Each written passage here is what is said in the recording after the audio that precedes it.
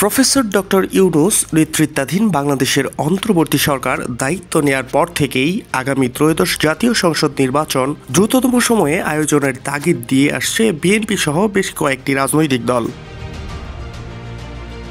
এবার সব প্রস্তুতি ও সংস্কার কাজ হয়ে গেলে আগামী রোজার আগে অর্থাৎ 2026-এর ফেব্রুয়ারিতে ত্রয়োদশ জাতীয় সংসদ নির্বাচন হতে পারে বলে আবারও সরকারের বার্তা তুলে ধরেছেন প্রধান উপদেষ্টার প্রেস সচিব শফিকুল আলম।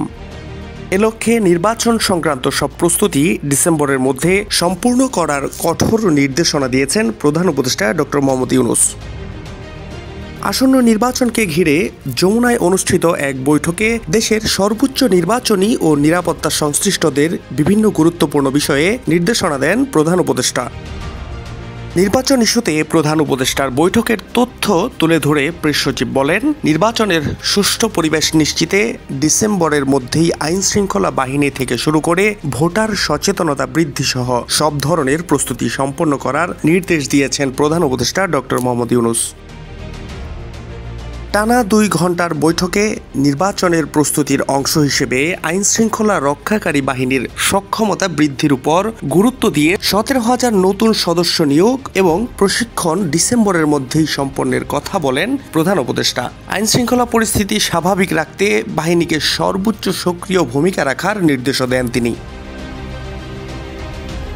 বৈঠকে শান্তিপূর্ণ নির্বাচন আয়োজনের স্বার্থে আইনশৃঙ্খলা বাহিনীর দায়িত্ব বন্টন, ঝুঁকিপূর্ণ কেন্দ্রগুলোতে বিশেষ নিরাপত্তা এবং আনসার পুলিশ, বিজিবি ও সেনাবাহিনীর ভূমিকার বিষয় আগেভাগেই নির্ধারণ করে প্রস্তুতি নিতে বলা হয়েছে।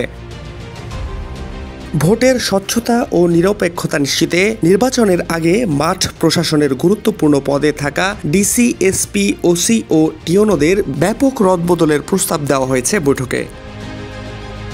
প্রথম ভোট যারা দেবে এটা তাদের জন্য গৌরবের উল্লেখ করে প্রথম ভোটারদের জন্য বিশেষ ব্যবস্থা রাখার নির্দেশ দিয়েছেন প্রধান উপদেষ্টা। 16 বছর মানুষ কোনো ভোট দেখে নাই, বরং ভোটারদের স্মৃতিতে আছে ভোট কেন্দ্রের মারামারি, ভোট চুরি। একথা ব্যক্ত করে আগামী নির্বাচনে ভোটারদের যেন একটা ভালো অভিজ্ঞতা হয়, সুন্দর স্মৃতি হয়ে থাকে, এমনটাই আশা করেন ডক্টর মোহাম্মদ ইউনূস।